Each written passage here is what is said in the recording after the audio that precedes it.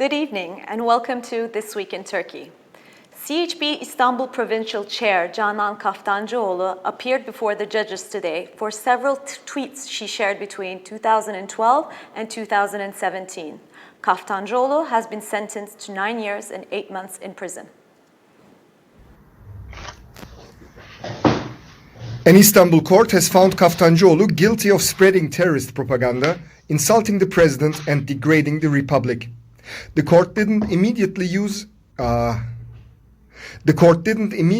issue an arrest order, and Kaftancıoğlu was free to go following the verdict. A CHP official told journalists that they would appeal the sentence at the Provincial Court of Appeals. During the hearing, Kaftancıoğlu rejected the charge that she had insulted President Tayyip Erdogan. My statements were mere criticisms of a political party's leader. However, they are interpreted as insults to the president. They are protected as free speech under the law, she said. The investigation into her social media posts was launched in January 2018, when Kaftancıoğlu was elected CHP Istanbul Provincial Chair.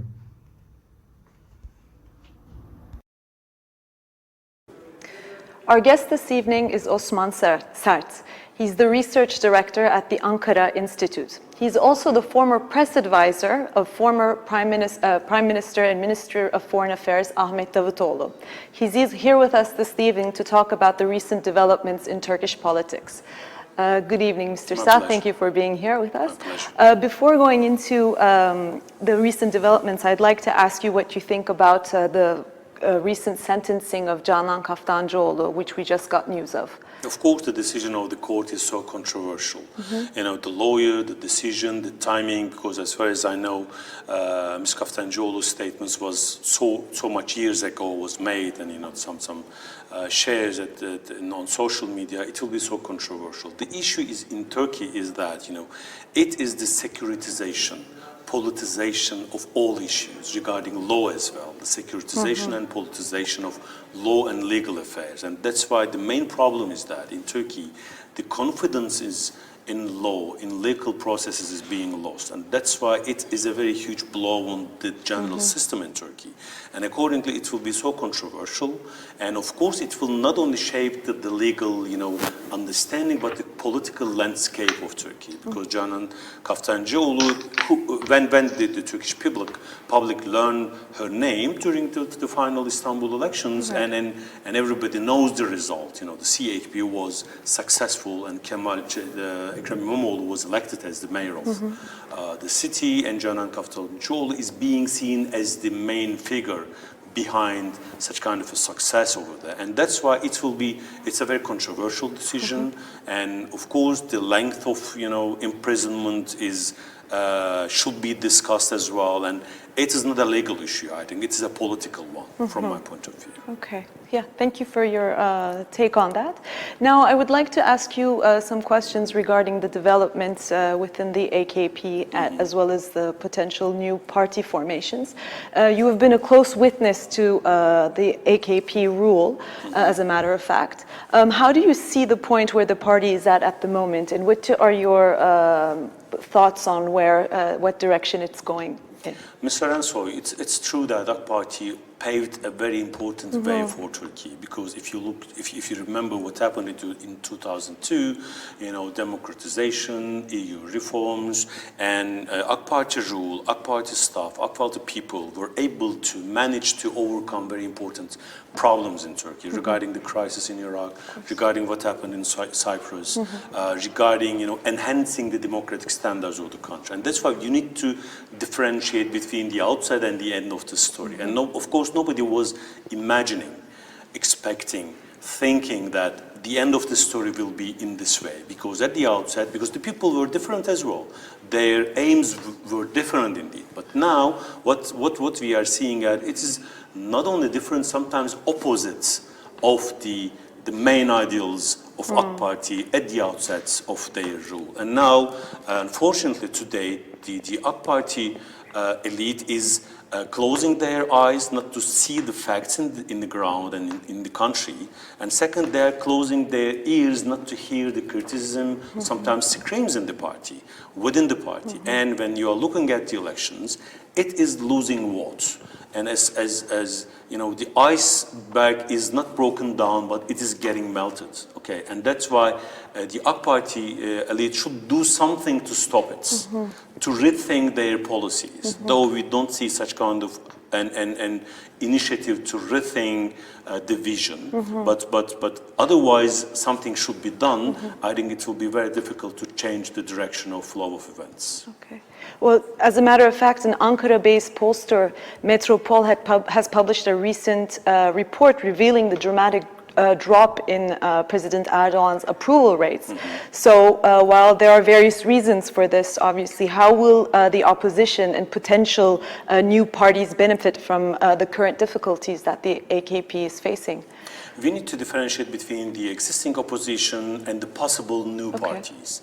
Regarding the existing opposition, on the one hand side, there's the positive side of the story.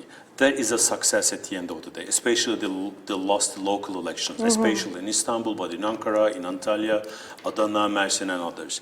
And for a while, the opposition are coming together, just establishing alliances in order to defeat the ruling party, the ruling alliance, you know, the People Alliance as the National Alliance. Yeah. And they couldn't manage to have a success until the last, you know, local elections. And since they had a success, now they have a credit to continue this alliance, and they will continue. And to be anti-Erdogan is still the main motivator of the opposition. But it doesn't mean that opposition is in a honeymoon. It is not a garden without, you know, any problems, because they are coming from totally different ways of, you know, political spectrum, a nationalist, leftist, Kurdish nationalist, and that's why it is not easy to bring the opposition together too much, and that's, it is not easy. Both the CHP, HDP, and especially the E Party should reconsider their policies, should reconsider their relations with the other parties. Of course, the most important responsibility is on the shoulders of CHP and its leader, Kemal Kılıçdaroğlu. He is tailoring a very good policy to bring, you know, the opposition together. But again, it is not an issue, and it's so obvious. President Erdogan, as a master of politics during the last 20 years in Turkey, will trigger the problems among the members of this alliance. And we will see to what extent the opposition will be able to protect their unity. Regarding the new parties, it is very open to speculation, because we are talking about the new parties, but there's no new party. And that's why this is a speculation. But it's a fact that there is an expectation for a new political movement in the public, especially at the right wing of politics, because at the left wing, though E Party is within this alliance, there is a unity over there. But the unhappy AK Party electorates, they don't see any future over there. They cannot vote for CHP or HDP or even E Party, because it's moving with CHP and HDP. And MHP is just moving with AK Party, and that's why there's a place for them to go there. And whenever you're looking at the polls, there is an expectation for a new party. But for these new parties, there are real question marks to be replied in the coming period. Well, there are, as you mentioned, raising criticisms coming from within the AKP, and an executive committee of the party has unanimously voted to put Ahmet Davutoğlu forward to a disciplinary board for dismissal. Now, you're close to Mr. Davutoğlu. How did he take the news?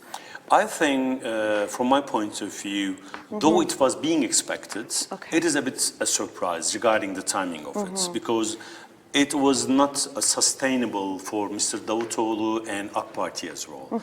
You cannot wait for 3 months from the side of Mr. Davutoğlu, just criticizing the party, just putting very harsh critiques against the party and its ruler and its policies, but staying within the party. On the other side, for the AK Party, it was not easy to keep this burden, to carry this burden for, suppose, 3 more months. And that's why this situation was not sustainable for anybody. And that's why, yes, it is normal. Either Mr. Davutoğlu will be resigning, or AK Party will be just getting them out of the party. And that's why it is normal, but regarding the timing, I think it is a a bit surprising. But from my point of view, I don't see a way back, because Mr. Davutoğlu cannot stay in the party, because he is already just differentiating his path from the AK Party. Why he is criticizing too much the ruling elite, and they are not ready and willing to listen him. And that's why from now on, I think, it is a matter of logistics and timings. In what kind of a timetable Mr. Davutoğlu will leave the party, they will just differentiate their paths. It's a matter of timing. After that, what will happen? I think this is the main question. I'm sure that Mr. Davutoğlu is thinking on it as well, and it is going towards a new political party. And the good thing is that, everybody knows that, Mr. Davutoğlu has a very bright record regarding, the corruptions, freedom of talk, whatever it is, and it will be some good side. But the other side is the existing political structure in Turkey. It's the lack of freedom of expression in the country, and it won't be easy to establish a party. They need to give a fight, struggle to arrange it because of the existing. We have seen what happened today regarding, the court decisions and other decisions, and I think they will be trying to establish a new language for the country. Otherwise, repeating what happened at the back, it won't bring anything to the country. A new language should be found for the country, and I think this is the real problem laying in behind. But it is a $1 million question, and everybody knows the reply of it. Yes, I think from now on it is very difficult to stop a new party formed by Mr. Davutoğlu and his friends. Okay. Well, thank you very much, Mr. My pleasure. Sert, for your insights and for answering our questions. My pleasure. Now for our next news video. The Executive Committee of the Justice and Development Party voted on Monday to put Ahmet Davutoğlu forward to a disciplinary board for dismissal.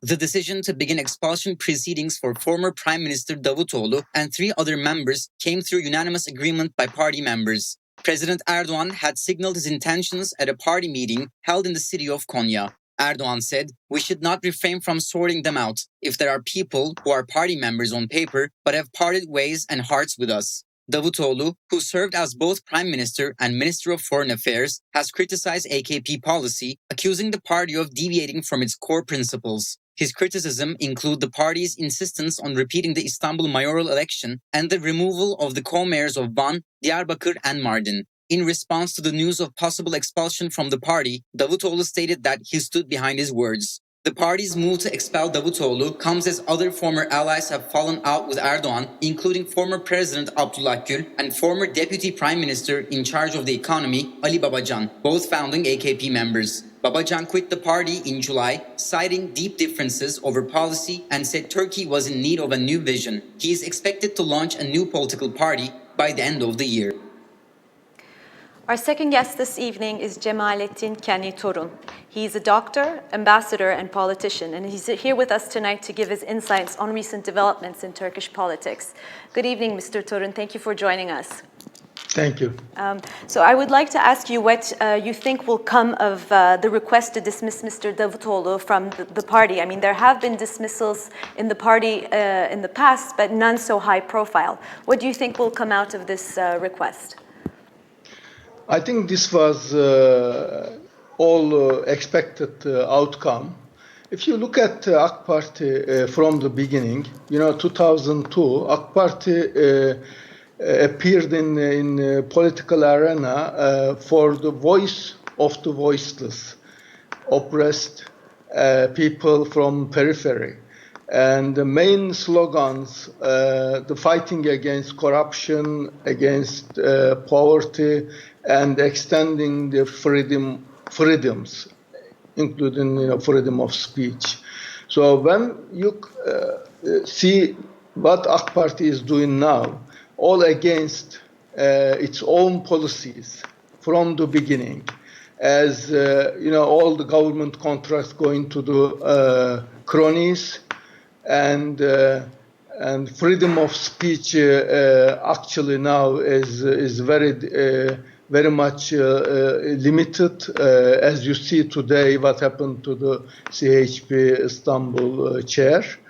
And also poverty after 2000, actually after last year's election, that Turkey is getting more and more poor, particularly currency crisis, and then after that what happened.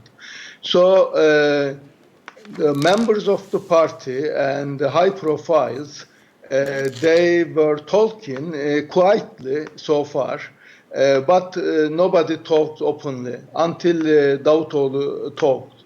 And when he talked, actually published a manifesto, those things never replied by AK Party. He mentioned about certain issues to be corrected, certain policies, but they never replied, and they ignored it. And at the end, we were expecting actually this move, although it would be a little bit quick, but at the end, this move actually is to protect the much more. There's many people actually want to talk about these policies openly. So this move to stop them, and then kind of there's a bullying to party members that do not talk about any internal issues. Mm-hmm. So up until now, basically, there were rumors of a new party happening. But now with the possible dismissal, then, can we say for certain that Mr. Davutoğlu is expected to establish a new party? And will this party be inspired by the founding principles of the AK Party? I think so. Actually, day before, he sent a tweet, and he mentioned about manifesto and the principles. He said they are trying to expel principles, not the people. Yes. So this is something that he will pursue those principles. Okay. There are also rumors that Ali Babacan is planning on starting a new movement, a new party. However, the public attitudes of Mr. Babacan and Mr. Davutoğlu have differed greatly. While Babacan has chosen to stay silent, Davutoğlu has been making public appearances. What do you make of this, and what do you think lies behind these differences in public visibility? I think they will come out to talk at the end of the day, because if you want to make politics, you need to talk openly and call people to join them. So probably they are preparing for this, but so far we didn't see any movement about this the openness. Well, I'm expecting before the end of this year something come out from that side as well. Okay. And lastly, Mr. Torun, I would like to ask you, Ahmet Davutoğlu had published a manifesto which revealed his attitude towards the AK Party. As you mentioned, he was very verbal and outspoken about his criticism. But why hasn't he followed Babacan's steps in quitting the party himself? I think what he tried first to talking from inside, and maybe some people in the high the administration of AK Party and then the leader would listen him, and he can actually change something from inside. But after nearly 5 months, what we see, nothing change, and nobody listens, and nobody want any change internally. So this is the way actually. Some people, prefer quietly leaving the party, but he wanted to make a little bit, this sound that what's happening inside, and then make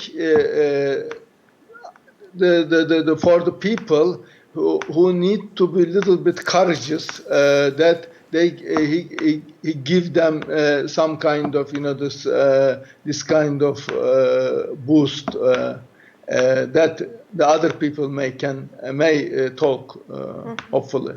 Okay. Thank you very much, Mr. Torun, for your insights on the matter. Thanks for joining us on This Week in Turkey. My pleasure. And now for our next video news. The Ankara 19th Heavy Penal Court has ruled for the release of former co-chair of the People's Democratic Party, Selahattin Demirtas. However, Demirtas will stay behind bars as he's serving a sentence of 4 years and 8 months for another case.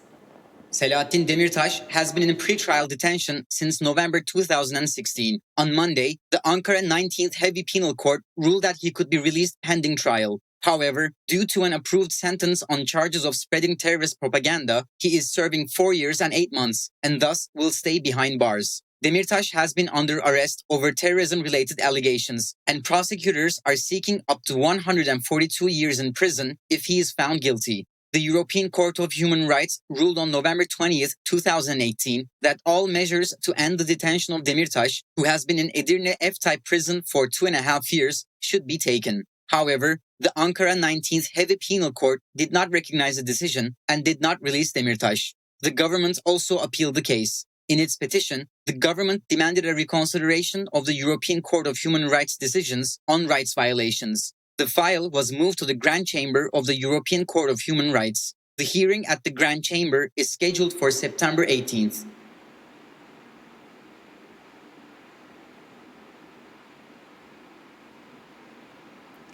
More than 600 organizations have applied to the Turkish Radio and Television Supreme Council in order to obtain a license to broadcast online, as required by the new law which entered into force in August 2019. The Turkish Radio and Television Supreme Council now has exhaustive control over all online content, including streaming platforms and online news outlets. By regulation, the media service providers who want to broadcast in Turkey on the internet are obliged to obtain broadcast licenses from Rütük. The license fees are 10,000 liras for radio broadcasting and 100,000 liras for TV broadcasting and on-demand platforms. According to the regulation, the service providers have to remove the content that Rütük does not find appropriate from their catalogs. Furthermore, they will also be responsible for informing viewers by voice or in writing about the content of program services using the protective symbol system. The regulation and its guidelines have raised concern over censorship. Rütük Chair Ebu Bekir Şahin said on Twitter that on-demand platforms Netflix, Blue TV, and Puhu TV applied for a license. Around 600 organizations, including Turkcell, Vodafone, Digiturk, and TVBu, applied to Rütük, he added. Netflix Turkey confirmed that the company has applied for a license. A spokesperson stated, "We have 1.5 million subscribers in Turkey, and this is increasing. Our goal is to ensure that our members enjoy their preferred content while effectively protecting our children from content that is not appropriate for their age." Her life after being stabbed and having her throat cut by her husband Uğur Kurban on August 27 in the southeastern province of Denizli. The family of Kurban have decided to donate her organs. 23-year-old Hafize Kurban was stabbed and had her throat cut by her husband Uğur Kurban after she asked for a divorce. The attack took place on the street, close to their house and in front of their 4-year-old daughter, who had to run home to get help. Uğur Kurban was arrested the next day, while Hafize Kurban was taken into intensive care. However, she was declared brain dead by doctors on September 4th. After receiving information from the doctors at the Pamukkale University Hospital, the family of Hafize Kurban decided to donate her organs. Father Ramazan Kurban stated that this way, our daughter will never die. She will live on forever. According to the data provided by the We Will Stop Femicide platform, 49 women in Turkey died as a result of male violence. The Turkish economy shrunk by 1.5% year-on-year in the second quarter, better than expectations. The country's real gross domestic product has shrunk by 1.5% in the April-June quarter year-on-year. Turkish Statistical Institute data released Monday showed. A group of 14 economists surveyed by Anadolu Agency last week projected the Turkish economy to shrink by 1.8% in the second quarter. When the activities which constitute the GDP were analyzed, the total value added increased by 3.4% in the agricultural sector, decreased by 2.7% in the industry sector, and 12.7% in the construction sector, and 0.3% in the services sector, compared with the same quarter of last year in the Chain-Linked Volume Index, Turkish Statistical Institute said. Data show that, compared to the first quarter, the gross domestic product expanded at a seasonally and calendar-adjusted 1.2% pace, its second positive quarter-on-quarter reading in a row. The Turkish government aims for an economic growth rate of 2.3% this year, 3.5% next year, and 5% by 2021 under its economic program announced last September. Academic and columnist Mümtazer Türköne sent a written response from prison to the questions of the editorial director of Medyascope, Ruşen Çakır. Türköne, who had been arrested in raids targeting former Zaman journalists and columnists, is serving a sentence on the charge of membership of an armed terrorist organization. Türköne is also facing heart-related health problems. Mümtazer Türköne has spent 3 years in prison. He is now also struggling with heart-related health problems. While a stent has been placed in his artery, Türköne states that this is only a temporary solution. He remarks, being arrested does not only mean being deprived of your freedom. It has become so easy to label people as terrorists. Here, criticism itself has become a reason to be labeled as terrorist. Terms such as economic terrorism, fruit-vegetable terrorism, or traffic terrorism are all wrong. He further points out that hope is not the poor man's bread, but rather the bread of the prisoner. He says, I am hopeful for my country. Turkey has lost its social capital and environment of trust because of the lack of justice. At the end of it all, justice will prevail again one day. Otherwise, this country will lose everything.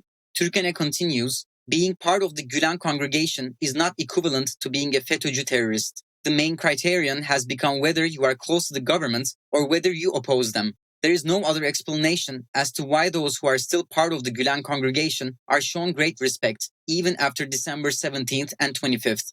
Türköne believes that in the current constitutional order, technical problems are very hard to solve, and that the president, also acting as head of the Justice and Development Party, is working against the government. The failure to manage the economic crisis is the most concrete example of the political system technically not functioning. Türköne further states that the appointment of trustees in Kurdish cities is a breach of democratic principles, arguing that the ruling party has robbed the opposition of their right to elect and be elected. Turkey lost 91-76 to the Czech Republic in the group stage, but will play classification matches in the 2019 FIBA Basketball World Cup. Turkey failed to make the last 16 teams in the 2019 FIBA Basketball World Cup after a critical loss to the Czech Republic on Thursday. Turkey star Cedi Osman was the match's top scorer as the Cleveland Cavaliers' small forward produced 24 points for Turkey. Furkan Korkmaz, who's playing for the NBA's Philadelphia 76ers, scored 16 points. In addition, Fenerbahçe Beko shooting guard Melih Mahmutoğlu tallied 14 points for Turkey, but this was not enough to avoid Thursday's loss. Turkey failed to qualify for the second round in the World Cup, but will play classification matches in China 2019. In Group E, Turkey only beat Japan but lost 2 consecutive group games against basketball powerhouse the US and the Czech Republic. That's all from This Week in Turkey. See you next Friday at 9 p.m.